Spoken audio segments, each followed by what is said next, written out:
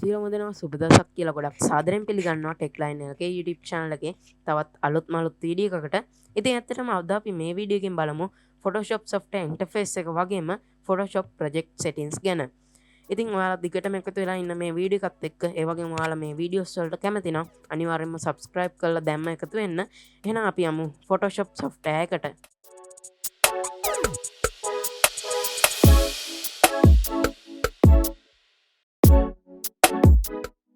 ඉතින් මම මේ විදිහට Photoshop CC 2021 version එක open කරගෙන ඉන්නවා. ඉතින් ඇත්තටම ඔයාලා CS6 හෝ ඊට පහත version එකක් නම් use කරන්නේ මේ වගේ interface එකක් appear වෙන එකක් නැහැ. ඉතින් ඊට කලින් මම මුලින්ම දෙයක් කියන්නම්. ඔයාලට මේ Photoshop versions වගේ දේවල් ගැන වැඩි අවබෝධයක් නැත්නම් ඔයාලට පුළුවන් Photoshop මේ video series එකේ මුලින් ඉඳන්ම බලන්න. එතකොට ඔයාලට Photoshop version විතරක් නෙමෙයි Photoshop history එක ගැන පවා ඉගෙන ගන්න හැකියාවක් ලැබෙනවා. ඉතින් අතරම මේ ඉන්ටර්ෆේස් එකේ වැඩි දේවල් නැහැ. රිසෙන්ට් යටතේ ඔයාලා කලින් කරපු ප්‍රොජෙක්ට්ස්, ඕපන් කරපු ඉමේජස් වගේ දේවල් තියෙනවා. ඒ වගේම මෙතන මේ විදිහට අපිට මේ details බලා ගන්න තියෙන options දෙකක් තියෙනවා. ඊට පස්සේ මෙතන create new button එක තියෙනවා, open button එක තියෙනවා. ඉතින් අපි මුලින්ම බලමු මේ Photoshop software එකේ ඔයාලට image edit කරන්න. එහෙම නැත්නම් මොන හරි logo එකක් design කරන්න වෙන්න පුළුවන්. මේ ඕනම දෙයකට ප්‍රොජෙක්ට් එකක් ක්‍රියේට් කරගන්නේ කොහොමද කියලා. ඒකට ඔයාලට ක්‍රම දෙකක් තියෙනවා. එකක් තමයි ෆයිල් ගිහිල්ලා new ගිහිල්ලා පුළුවන් මේ අලුත් ප්‍රොජෙක්ට් එකක් ක්‍රියේට් කරගන්න new document window එක ගන්න. එහෙම නැත්නම් ඒක shortcut key එක එතනම තියෙනවා. control n කියන shortcut key එක use කරලා ඔයාලට පුළුවන් මේ new document window එක මේ විදිහට ලබා ගන්න. එහෙම නැත්නම් ඔයාලට සරලවම කරන්න තියෙන්නේ මෙන්න මේ create new button එක click කරන්න. ඉතින් මේ විදිහට තමයි new document window එකේ ඉන්ටර්ෆේස් එක අපිට appear වෙන්නේ. ඒ බටන් එක ක්ලික් කරාට පස්සේ ඉතින් ඔයාලා CC version එකක් නම් use කරන්නේ මේ විදිහට saved ඊට පස්සේ photo print වගේ tabs ඔයාලට පෙන්නයි. නැත්නම් ඔයාලට මේ වගේ සරල ඉන්ටර්ෆේස් එකක් තමයි මට මතක විදිහට appear වෙන්නේ. ඉතින් ඔයාලා ඒක ගැන වැඩි හිතන්න එපා. ඔයාලට පුළුවන් නම් අනිවාර්යයෙන්ම CC version එකක් use කරන්න. ඉතින් මේ recent වලින් අපි මුලින්ම පටන් ගමු. ඉතින් මේ ඔයාලට පේන ඇති මෙතන තියෙනවා your recent items කියලා. ඉතින් ඇත්තටම ඔයාලා Photoshop software එක මේ මුල්ම වතාවට නම් open කරන්නේ ඔයාලට බලා ගන්න හැකියාව ලැබෙන්නේ මෙන්න මේ default Photoshop size කියන preset එක විතරයි. ඉතින් මේ presets ගැන වගේ අපි දැන් කතා කරමු මොනවාද කියලා. ඉතින් preset එකක් කියන්නේ ඔයාලට පේන ඇත මෙතන preset details කියලා තියෙනවා වෙනම කොටසක් මේ window එකේම. එතනින් තමයි ඔයාලට සරලවම preset එහෙම නැත්නම් project එකක් create කරන්න ඒ project එකේ settings හදන්න තියෙන කොටස තමයි මෙන්න මේ preset details කියන්නේ. ඉතින් ඔයාලට පුළුවන් මුලින්ම ඔයාලගේ project එකට name එකක් දෙන්න. මම දෙන්නම් test 01 විදිහට. ඊට පස්සේ ඔයාලට පුළුවන් මෙතන size එකක්. ඒ කියන්නේ ඔයාලගේ project එක. එහෙම නැත්නම් ඔයාලගේ image ඊට පස්සේ ඔයාලගේ logos එක එක ඒවා import කරන timeline එක. එහෙම නැත්නම් canvas එකේ size එක. ඒ කියන්නේ දිග හා පළල දෙන්න පුළුවන් මෙතනින්. width එකට මම දෙනවා සාමාන්‍යයෙන් ස්ටෑන්ඩඩ් සයිස් එක තමයි 600යි 800 කියන්නේ. ඉතින් මම මෙතන දෙනවා 1920යි 1080 කියන පික්සල් රේන්ජ් එක. ඉතින් ඇත්තට මේ width එක එහෙම නැත්නම් මෙතන තියෙන පළල කියන්නේ ඔයාලා මේ ක්‍රියේට් කරන්න යන ප්‍රොජෙක්ට් එකේ එහෙම නැත්නම් canvas එකේ දිග තමයි මෙන්න මෙතන මේ width එක විදිහට තියෙන්නේ. height එක තියෙන්නේ කියන්නේ ඔයාලා මේ ක්‍රියේට් කරන්න යන canvas එකේ එහෙම නැත්නම් ප්‍රොජෙක්ට් එකේ මෙන්න මේ උස තමයි මෙතන height එක විදිහට අපි 1080ක් දීලා තියෙන්නේ. ඉතින් මෙතන ඔයාලට දැන් හිතෙනවා ඇති මොන අයෙන්ද අපි මේ 1920 1080 කියන එක දීලා තින්නේ කියලා. ඇත්තටම ඔයාලට පේනවා ඇති මෙතන මේ width එකට එහා පැත්තෙන් තියෙනවා drop down එකක්. ඒක ක්ලික් කරාට පස්සේ ඔයාලට මේ විදිහට ගොඩක් units එනවා. pixels, inches, centimeters, millimeters, point, picas වගේ ගොඩක් තියෙනවා unit. ඉතින් ඇත්තටම සරලවම ඔයාලා inches දැම්මොත් මෙතන අඟල් වලින් ඔයාලට පුළුවන් දිග සහ පළල තීරණය කරලා එතනට දීලා canvas එකක් create කරගන්න. එහෙම නැත්නම් centimeters, millimeters වලින් ඕනම එකක් දෙන්න පුළුවන්. ඉතින් ඇත්තටම මම මෙතන pixel දාලා තියාගන්නම්. මොකද ඔයාලා ගොඩක් දුරට Facebook page එකකට එහෙම නැත්නම් මොනවාම හරි social media platform එකකට වගේ නම් මේ image එක design කරන්නේ. එහෙම වුණොත් ඔයාලා මෙතන pixel දාලා තියාගන්න. එතකොට ඔයාලට ගොඩක් ලේසි වෙයි. ඊට පස්සේ මෙතන ඔයාලට පේන ඇති orientation කියලා එකක් තියෙනවා. ඉතින් මේ orientation එකෙන් සරලවම වෙන්නේ ඔයාලගේ මෙන්න මේ width එක සහ height එක දෙක මාරු වෙන එක විතරයි. ඒක පොඩ්ඩක් වෙනස් වුණා. ඒ කියන්නේ මෙන්න මේකේ height එක එහෙම නැත්නම් උස තමයි වැඩිපුරම තියෙන්නේ. ඒ කියන්නේ දිග අතට තමයි මේකේ size එක ටිකක් වැඩි වෙන්නේ. ඒක තමයි මේ orientation එක මාරු කරන එකෙන් වෙන්නේ. සරලවම කිව්වොත් මේක තමයි portrait mode එක, මේක තමයි landscape mode එක. ඊට පස්සේ මේ artboard feature එක ගැන වැඩි හිතන්න එපා. ඒවා ගැන අපි ඉදිරි වීඩියෝස් වලින් කතා කරමු. ඊට පස්සේ resolution එකක් දෙන්න පුළුවන් ඔයාලට මෙතනින්. ඒ කියන්නේ resolution එකක් කියන්නේ සරලවම කිව්වොත් pixel. මෙතන මම pixel inch කියලා තියෙන්නේ. ඒකම ඔයාලා දාලා තියාගන්න. ඒ කියන්නේ සරලවම කිව්වොත් අඟලක් ඇතුලේ pixels කීයක් තියෙනවද කියන එක තමයි එතනින් කියවෙන්නේ. ඒ කියන්නේ ඔයාලා මෙතනින් දුන්න width එක ඊට පස්සේ width එක height එක ඔය දෙකම අප ඔයාලා දුන්නා.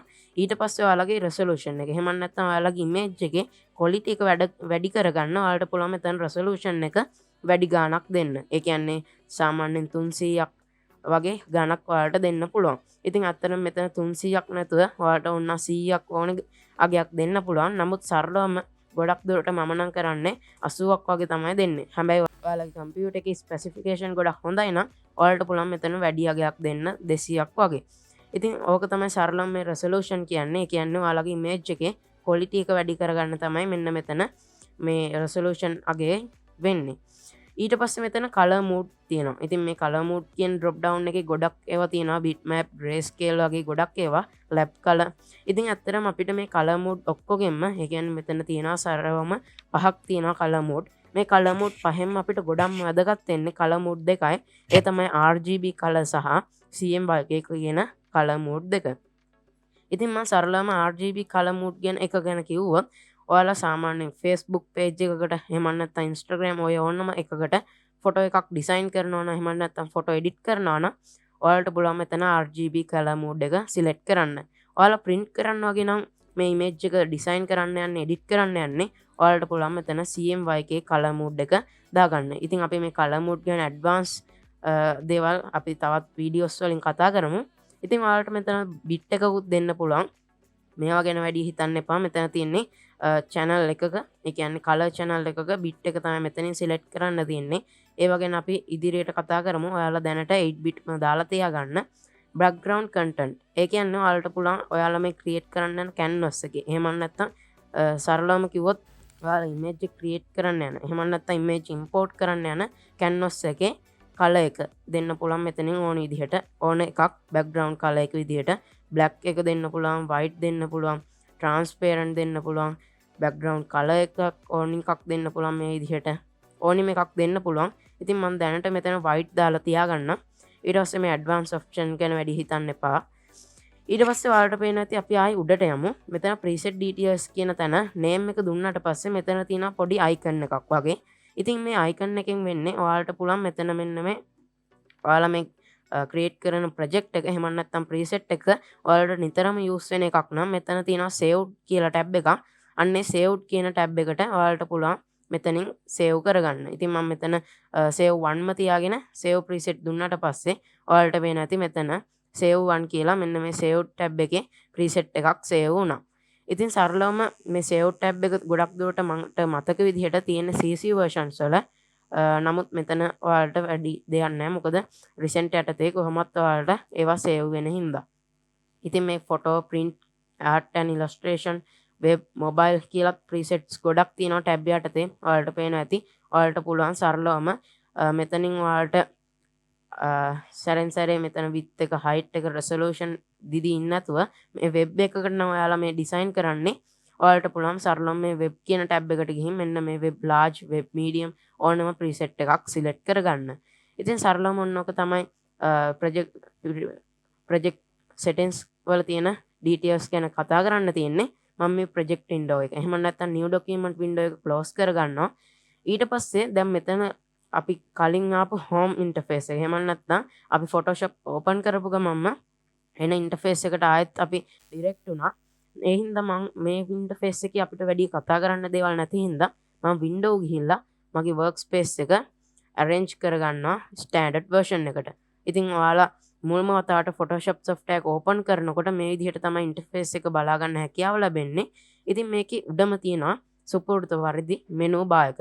ඉතින් ඔයාලා දන්නවා ඇති හැම software එකකම උඩින්ම තියෙනවා menu bar එක. මේ Photoshop වලට විතරක් ආයෙනික tabs කිහිපයකුත් තියෙනවා filter 3D ඒ වගේම image වගේ. ඊට පස්සේ තියෙන option bar එක මෙන්න මේ menu bar එකට යටි. ඉතින් මේ option bar එකේ තියෙන options එක එක tool එකෙන් tool එකට වෙනස් වෙනවා. ඔයාලට පේනවා ඇති. ඉතින් අපි මේ tool ගැන ඒ වගේම මෙතන තියෙන options ගැන අපි ඉදිරි videos වලදී කතා කරමු. ඊට පස්සේ ඔයාලට පේනවා ඇති මෙන්න මේ side එකේ. එහෙම නැත්නම් left side එකකින් තියෙනවා අපිට Photoshop use කරද්දී වැදගත්ම වන panel එක. එහෙම නැත්නම් layer එක. ඒ තමයි මෙන්න මේ tool bar එක. මේ tool bar එකේ තමයි අපිට අවශ්‍ය වෙන හැම tools ඔක්කොම tools තියෙන්නේ. ඒ කියන්නේ ඔයාලා image එකක් edit කරනකොට move tool එක, selection tool එක ඔය ඕනෙම එකක් තියෙන්නේ මෙන්න මේ tool bar එකේ. ඊට පස්සේ ඔයාලට පේනවා ඇති මෙතන තියෙනවා තවත් වැදගත් windows කිහිපයක්ම. ඉතින් මේ colors, swatches, gradient, patterns වගේ ගොඩක් tab තියෙනවා. ඉතින් මේ tabs ඒවා නම් අපිට ගොඩක් වැදගත් වෙන්නේ නැහැ Photoshop use කරලා. ගොඩක් basic දේවල් කරනකොට ඒ හින්දා මම මේ ඔක්කොම තියෙන layer එක ඔයාලට පේන ඇති මෙන්න එතන empty space එකකින් මම click කරගෙන ඇවිල්ලා අපේ මෙන්න මේ his කොටසට එහෙම නැත්නම් empty space එකට අතාරිනවා. මේ ටිකත් එහෙමම කරගන්නවා. මොකද මේ properties, adjustments, libraries වගේ ඒවා අපිට වැදගත් වෙන්නෙම නැහැ Photoshop basic දේවල් කරනකොට. ඉතින් ඔයාලට එතකොට පේන ඇති මේ විදිහට layer, channel, path කියලා අපිට තවත් layer එකක්. එහෙම නැත්නම් panel ටිකක්, panel තුනක් මේ විදිහට ලොකු වුණා. ඒක තමයි අපිට ගොඩක්ම වැදගත්ම වන panel කිහිපය මේ Photoshop use කරලා basic දේවල් කරනකොට. ඉතින් ඇත්තට මේ layer panel එකේ තමයි අපි import කරන images ඒ හැම දෙයක්ම පෙන්වන්නේ. ඉතින් අපි ඒවා ගැන ඉදිරියේදී කතා කරමු. ඉතින් ඔයාලට පේන ඇති මේ panel දෙක. එහෙම නැත්නම් මේ layer දෙක අපේ interface එකේ මෙන්න මේ empty space එකේ තියෙද්දි අපිට ගොඩක් බාධා වෙනවා අපේ වැඩ කරනකොට. ඒ හින්දා ඔයාලට පේන ඇති මෙන්න එතන තියෙනවා තීරුවක්. අන්නේ තීරුවට ඔයාලට පුළුවන් මේවා drag කරගෙන ගිහිල්ලා මේ විදිහට අතාරින්න. එතකොට ඔයාලට පේන ඇති ඒවා මේ විදිහට ඒකේ රැඳෙනවා. එතකොට ඔයාලට අවශ්‍ය වෙන විදිහට මේ විදිහට ඒවා ක්ලික් කරලා මේ වගේ ටැබ් එකකින් ඒවා අර මෙතන තිබ්බ ටිකම මෙතනත් පෙන්නනවා. ඔයාලට පුළුවන් ඒවා යූස් කරන්න මෙතන තියෙද්දිම. එතකොට අපිට ඉන්ටර්ෆේස් එක හසුරවන්න ගොඩක් පහසුයි. මෙතන මෙන්න මේ තීරුවට එහෙම නැත්නම් මේ පැනල් එකට මේ ලේයර්ස් කිහිපය දාගත්තම ඊට පස්සේ ඔයාලට පේන ඇති මෙතන මැද Photoshop software එකේ හරි මැද තියෙනවා ගොඩක් කළු පාට. එහෙම නැත්නම් dark empty space එකක්. ඉතින් මේ empty space එකට කියන නම තමයි අපි කියනවා workspace එක කියලා. ඉතින් ඇත්තටම මේ workspace එකේ තමයි අපි import කරන images ඒ වගේම අපි create කරන text ඔය ඔක්කොම පෙන්වන්නේ මෙන්න මේ workspace එක. ඉතින් මේවා ගැනත් අපි ඉදිරියේදී Photoshop use කරගෙන යනකොට ඔයාලට සරලවම මේවා පැහැදිලි වෙයි. ඉතින් ඔයාලා මෙතන file එක ගිහිල්ලා new project එකක් create කරගන්නත් එහෙම නැත්නම් control n keyboard shortcut එකෙන් අලුත් project එකක් create කරගත්තත් ඔයාලට ඒ ඔක්කොම පෙන්වන්නේ මෙන්න මේ workspace එකේ. ඉතින් මම control n press කරනවා සරලවම. ඊට පස්සේ මෙතන saved කියන එකෙන් ඔයාලට මතක ඇති අපි saved 1 කියලා preset එකක් save කරගත්තා. ඒක දැන් මෙතන save වෙලා තියෙනවා. මම ඒක create කරගෙන පෙන්නන්නම් සරලවම. එතකොට ඔයාලට පේන ඇති මෙන්න මේ විදිහට square එකක්. එහෙම නැත්නම් අපි අර දුන්න resolution අගය.